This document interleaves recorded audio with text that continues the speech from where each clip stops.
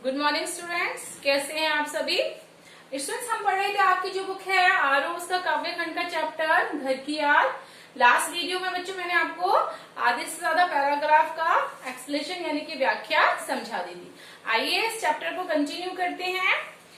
देखिए, लेखक अपने बारे में बता रहे हैं भवानी प्रसाद मिश्र। जैसा कि मैंने बताया, असहयोग आंदोलन चल रहा था और उन्होंने उसमें भाग लिया था और इस कारणवश वो कारावास में थे।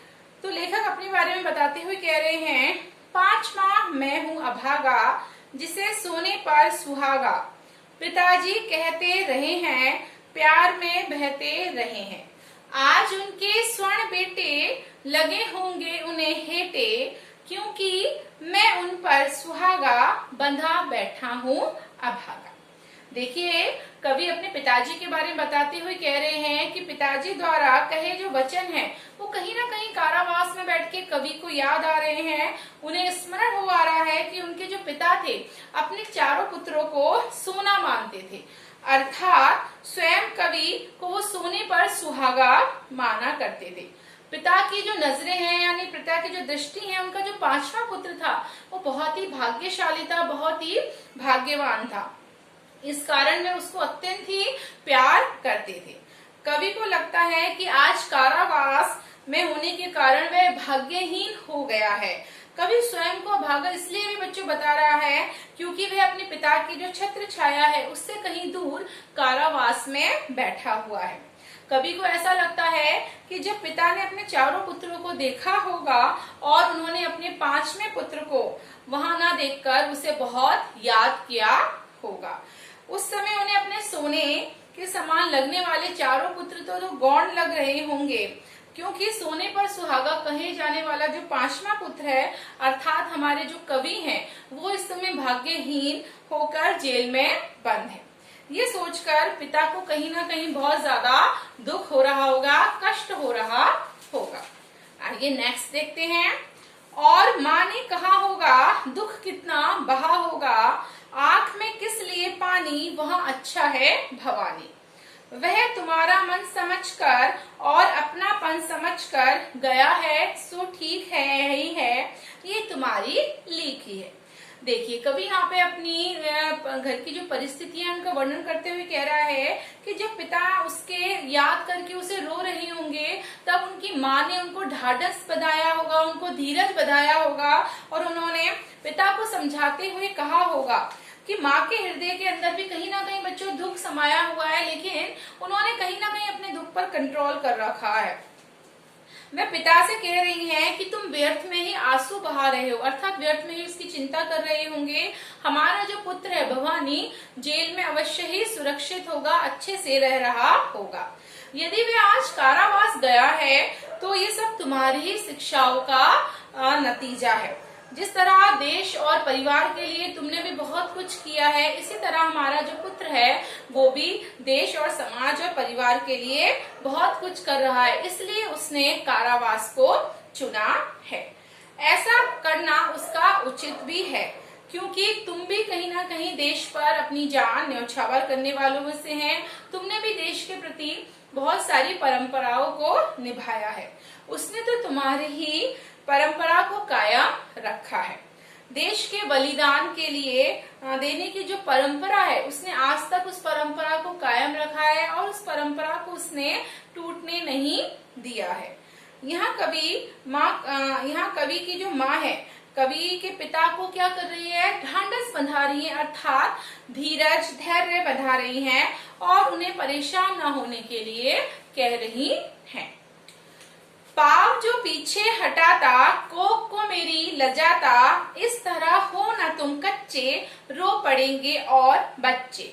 पिताजी ने कहा होगा, हाय कितना सहा होगा, कहाँ मैं रोता कहाँ हूँ, धीर मैं खोता कहाँ हूँ। देखिए, कवि को लग रहा है कि माँ पिताजी को इस समय जब ढांढस बंधा रही होगी, बंधाते बंधाते वो कह रही होंगी कि हमारा जो पुत्र है वो देश के सम्मान की रक्षा हेतु कारावास जाने से डर जाता, वह अपने कदम शायद पीछे हटा लेता, लेकिन ऐसा अनुचित कार्य उसने नहीं किया है।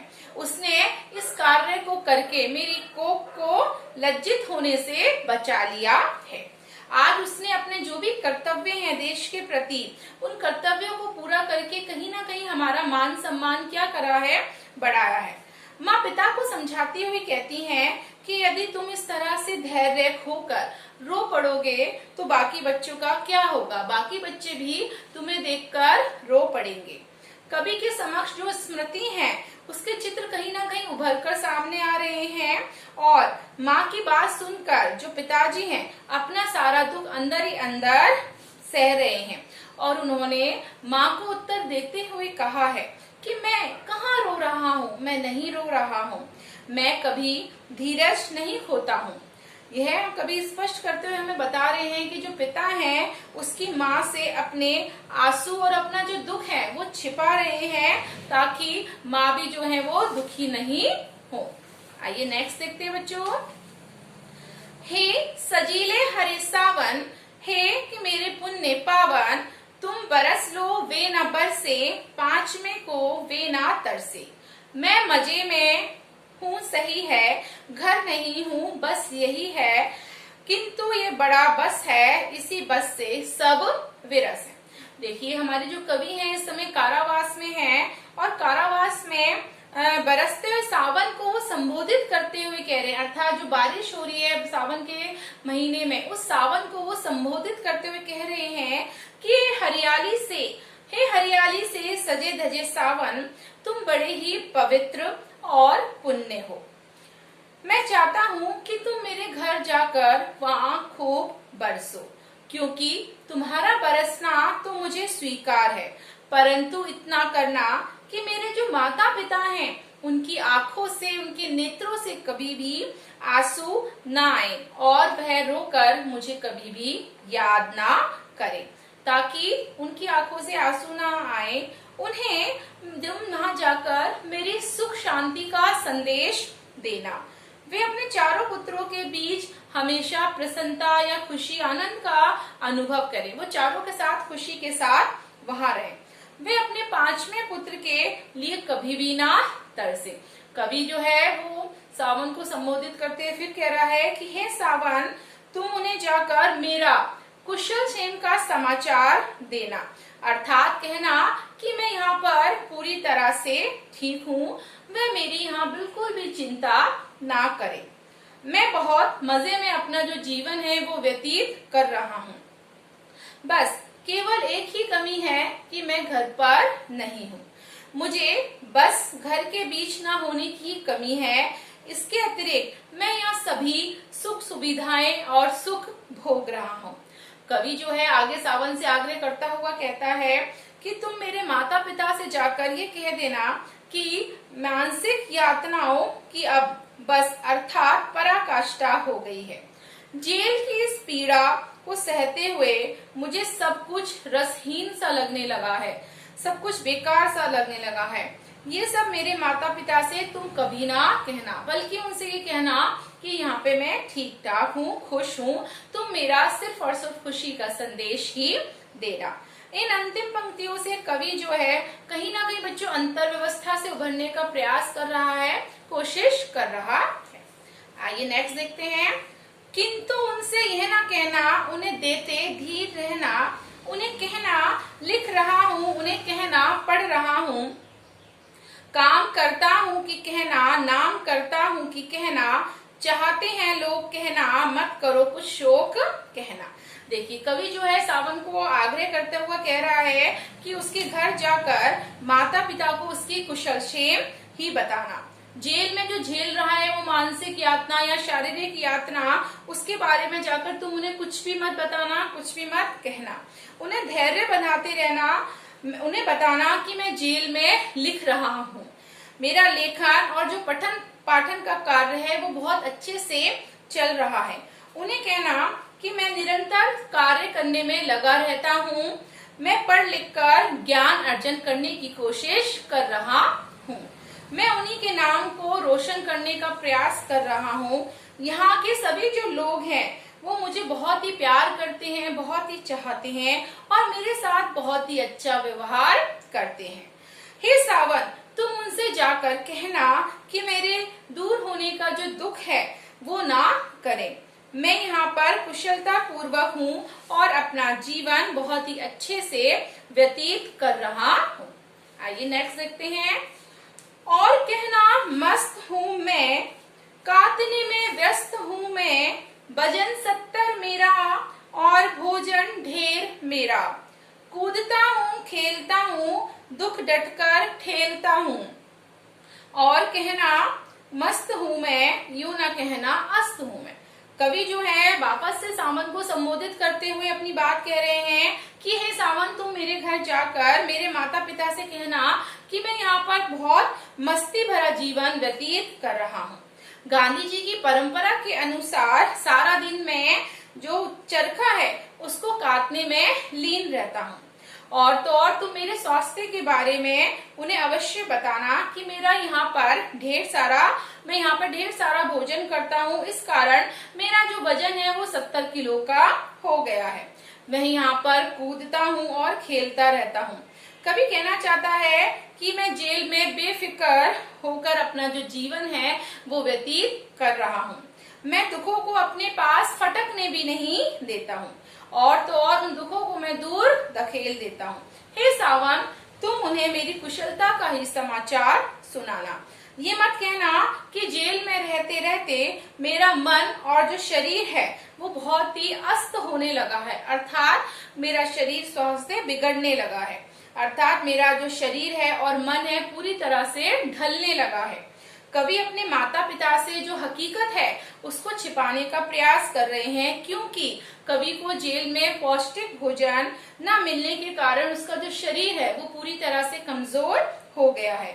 वहाँ उचित वातावरण के अभाव में उसकी जो मानसिक यातना है उसके कारण भी उसका जो मन है कहीं ना कहीं बहुत ही दुखी रहता है। आइए नेक्स्ट देखते हैं। हाय रे, ऐसा न कहना है कि जो वैसा न कहना, कहना देना जागता हूँ, आदमी से भागता हूँ। कहना देना मौन हूँ मैं, खुद न समझूं कौन हूँ मैं। देखना कुछ बक न देना, उन्हें कोई शक न देना। ए सजीले हरे सावन, हे कि मेरे पुण्य पावन, तुम बरस लो वे न बरसे, पांचवे को वो न तरसे। देखिए कवि जो है सावन को संबोधित करते हुए कहता है कि हे सावन, तुम मेरे माता पिता से जाकर मेरी कुशलता का समाचार देना। उन्हें वह सब कुछ मत बताना जिन परिस्थितियों से मैं गुजर रहा हूँ, अर्थात जिन वास्तविकताओं से, जिस हकीकत से मैं यहाँ भोग रहा हूँ। ये ना कह देना कि मैं रात रात भर जागता रहता हूँ, मुझे नींद नहीं आती दुखों के कारण। मेरी जो नींद है वो उड़ चुकी है। अब तो मानसिक यातनाएं मेरी इतनी ज्यादा बढ़ चुकी हैं कि मैं आदमी का सामना भी नहीं कर पाता हूँ। मैं तो किसी भी आदमी का सामना करने से भी अब डरने लगा हूँ। ये कदापि मत बताना कि मैं चुपचाप रहता हूँ। मेरा किसी से बोलने का अब यहाँ पे मन नहीं करता। यह मानसिक यातनाओं को सह सहकर मैं तो अपना ही जो अस्तित्व है उसको पूरी तरह से भूल चुका हूँ। कवि सावन को दृढ़ता से समझाते हुए कहता है कि तुम मेरे माता पिता के सामने जाकर कुछ भी जो असलियत है उसको मत बताना। इस बात का विशेष ध्यान रखना। अपनी बात को उस ढंग से अभिव्यक्त करना कि उन्हें किसी प्रकार का कोई शक ना होने पाए कि तुम झूठ बोल रहे हो। हे हरियाली से भरे सजीले सावन, हे पवित्र सावन, तुम घर जाकर खूब बरसना।